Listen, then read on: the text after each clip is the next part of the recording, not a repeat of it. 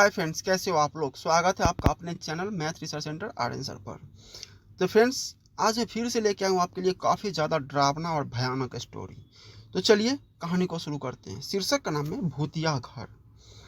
यह कहानी, यह एक घर तो था, लेकिन भूतिया घर बन जाने के कारण लोग उसके नाम से ही डरने लगे थे। यदि कोई भूला भटका यात्री इसमें आकर ठहर जाता तो उसका क्या हाल होता, यह तो वही जानता था। वहां आसपास रहने वाले लोगों को, उस घर में रुकने वाले लोगों की सिर्फ चीखें सुनाई देती थी।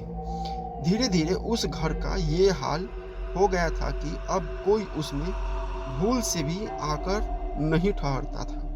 उस घर में अब सिर्फ एक चौकीदार रह गया था। उस घर में जाना तो बहुत दूर की बात थी। लोग उस घर के नाम से डरने लगे थे। सब लोग यही सोचते थे कि यह घर तो भूतिया है। फिर चौकीदार इस घर में कैसे रह लेता है? क्या उसे भूतों से डर नहीं लगता?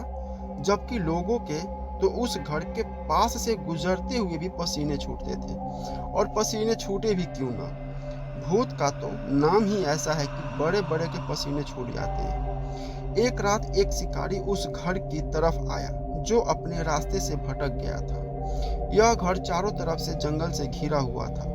दूर दूर तक किसी इंसान की आवाज तक सुनाई नहीं देती थी। बड़ा भयंकर तूफान आ रहा था। तूफान के साथ ही बड़े जोर की बारिश शुरू हो गई थी। शिकारी घर के अंदर गया और आवाज लगाई, अरे कोई है? जब घर में कोई था ही नहीं तो आवाज कौन देता? शिकारी ने एक बार फिर जोर से आवाज लगाई, अरे भाई कोई है क्या यहाँ? इस बार उसकी आवाज पूरे घर में गूंज उठी। तभी एक आदमी को उसने छाता और लालटेन लिए अपनी ओर आते देखा। क्या बात है, कौन हो तुम? उसने शिकारी से पूछा। मैं एक शिकारी हूँ।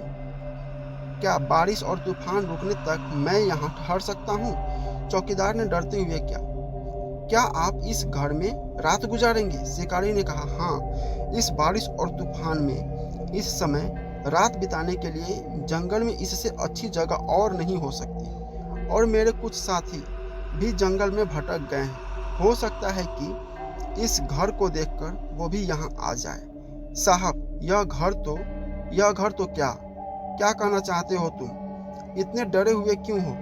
साहब, क्या आप इस घर के बारे में नहीं जानते? क्या नहीं जानता यही कि इसे भूतिया घर कहते हैं? यह भूतों का घर है, इसमें भूत रहते हैं। यह बात चारों तरफ फैली हुई है, आपको कैसे नहीं पता? क्या भूत? हा हा हा। बाबा, ये तुम कैसी बात कर रहे हो? विज्ञान के युग में आप ऐसी बातों पर कैसे यकीन कर सकते हो? मैं सच कह रहा हूँ, यह भूतिया घर है। लोग, तुम जाकर हमारे लिए चाय का इंतजाम करो। इस घर में रहने वाले भूत को मैं देख लूंगा। चौकीदार ने गहरी नजरों से शिकारी को देखा और चला गया। थोड़ी देर बाद वह चाय लेकर आया। फिर चौकीदार ने शिकारी से पूछा, लगता है साहब आप जंगल में पहली बार आए हैं। हाँ, आपने ठीक पहचाना। क्या मैं आपका नाम जान सकता हूँ? चौकीदार बोला। शिकारी बोला, मेरा नाम कुंवर राणा है। अच्छा, तो आप राजा जी के बेटे हैं? हाँ बाबा, कभी हम लोग राजा थे, अब तो केवल नाम ही रह गया है। अब कौन राजा और कौन प्रजा? फिर शिकारी उस कमरे से दूसरे कमरे में चला गया और वहां जाकर टहलने लगा। टहलते हुए वहां की रखी हर चीज को वह बड़े ध्यान से देख रहा था। कुछ चीजें तो उसे जानी पहचानी लग रही थी। वह उन चीजों को पहले देख चुका था। चौकीदार ने बाहर से आवाज लगाते हुए कहा, साहब आपको कुछ चाहिए तो मुझे आवाज दे देना, मैं बाहर ही हूँ। शिकारी बोला, ठीक है बाबा।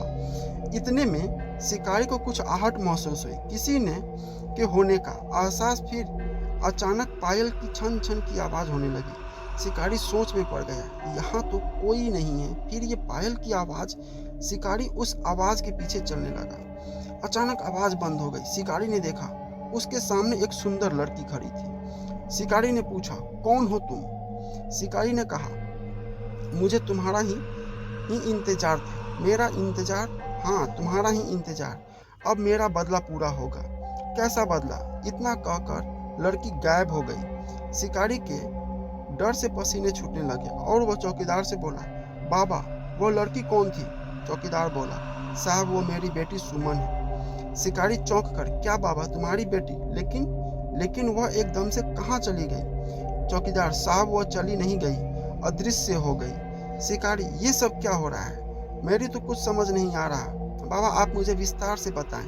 चौकीदार रोते हुए, साहब दुर्भाग्य से वह मेरी बेटी है जो अब जीवित नहीं है। उसे आपके बड़े भाई से प्रेम हो गया था, तब वह आप बहुत छोटे थे। लेकिन जब आपके पिता को यह बात पता चली तो राजा जी ने मेरी बेटी को फांसी की सजा दे दी। उसका शरीर तो खत्म हो गया, लेकिन उसकी आत्मा बदले की आग में जल उठी। वो एक भयानक प्रेत बनकर लौटी और एक एक करके उसने सबको मार डाला। आपको राजा साहब पहले ही पढ़ाई के लिए बाहर भेज चुके थे, लेकिन सबको मारने के बाद भी उसका गुस्सा शांत नहीं हुआ। उसे आपका ही इंतजार था।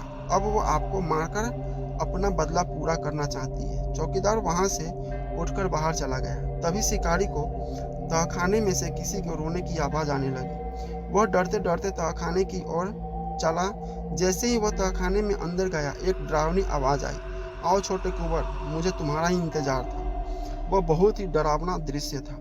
बिखरे लाल लाल बड़ी बड़ी जिंदा निकल जाने वाली आंखें, भयानक चेहरा और अपना मकसद पूरा होने की वो अहंकारी हंसी।